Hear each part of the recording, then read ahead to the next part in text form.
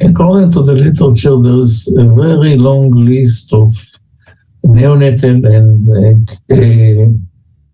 tumors, oral tumors, and also the children oral tumors, and they are subdivided to some subgroups. One is the vascular, oral vascular malformation. The most frequent is lymphangioma, which might be invisible in utero and might be visible. And I want to speak about the non-vasculars like epignathus and epulis and oral duplication cysts. And I want to speak about ranula and frontal encephalocele. And most of the neonatal and children oral tumors of children are not diagnosed in utero.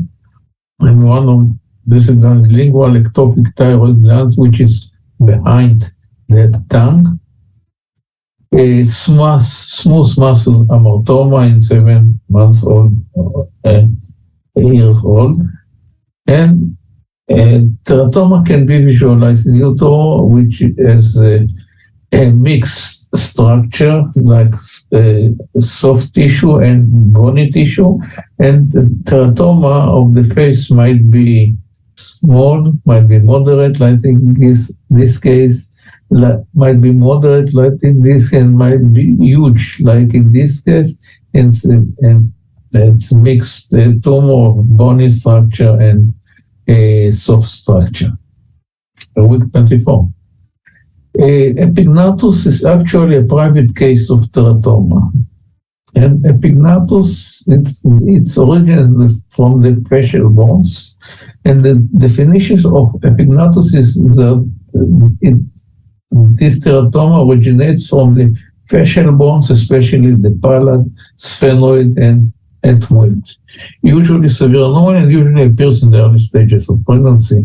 And in these cases, we actually cannot see the outline of the face, the profile, because it all is distracted or not formed from the beginning, like in this case. Like in this case, the autopsy, like in this case. So it's a severe anomaly which appears in very early stages of pregnancy. Oral encephalocele, which is called also anterior encephalocele, usually it appears from the nose, but in some cases it appears in the oral cavity. And what characterizes oral encephalocele is usually cystic lesions, which is in the upper portion of the mouth. This is a mandibular skin tag, which is associated also with ear tags, and it is characteristic for Goldenhar syndrome. The second is the ranula. Ranula is a salivary gland tumor. It sits on the underside of the tongue or the mother floor or the mouth floor, caused by an obstructed salivary gland, also called hialocele, sublingual cyst. What characterizes ranula is usually appears in the later stages of pregnancy, and it's a mild anomaly. Usually it has soft walls. And duplication is the main differential diagnosis of ranula, and also duplication cyst, to our experience, appears in the later stages of pregnancy. Here, week 16, we can see the tongue. Here in the sagittal section, we can see a better normal tongue, and it's a mixed coronary and sagittal section, normal tongue. Week 16, normal tongue. Week 27, the same fetus. We can see a tumor-like appearance inside the tongue. We thought it could be malignant tumor, it could be benign tumor, it could be ranula because it's not small walls, so it's less frequent. But we thought also about the a duplication cyst of the tongue. Week 38, not a simple cyst, so it looks like a tumor. And we saw this stage that there was also associated with cleft palate, which was actually false positive cleft palate. And the couple came to me with the girl, which was 6 years old, and she was completely asymptomatic, normal tongue, and I put the vaginal probe on her tongue, and I saw the 3 layers, which is typical to 3 layers on the walls, which is typical to a duplication cyst of the tongue.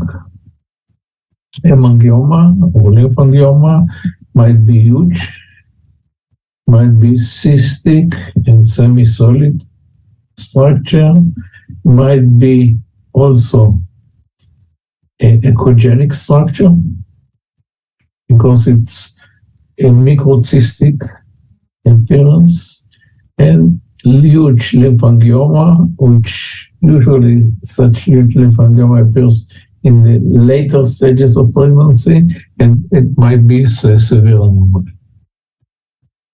Epulis, gum. Gingival granular cell tumor, growth of the gums that may be present at birth, mild anomaly. Appears to experience in the early stages of pregnancy, a neonate which is born with epulis, and in one of the cases, week 16, bazooka-like appearance of this structure. Week 24, the same fetus. And if we're going laterally, we can see the cystic formation which appears in the lateral side of the tumor. This is the tumor. And it's a lateral section with cystic appearance. And in many sites, we can see that doctors present their cases only by 3D. And it's a complete mistake. It's one of the examples because you don't know what is the origin of this tumor. Is it cystic? Is it solid? Etc. And I think that to represent anomalies only with 3D is a major mistake.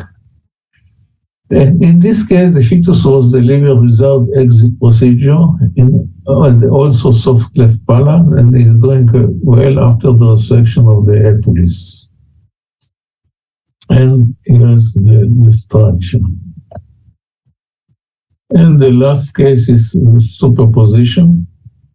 And in this superposition, week 12, we thought it was a teratoma because it's a mixed structure, which has soft and bony structures, and it was connected to the face. Week 18, also, it was lying on the face, but if we are using the color Doppler, we can see that the origin of this structure is from the chest, mid-chest. It was lying on the face of the fetus, and we saw it's from all origin, but she delivered, and this structure was resected, and it was actually fetus in fetu, which originated from the upper sternum and was lying on the face. Thanks for watching.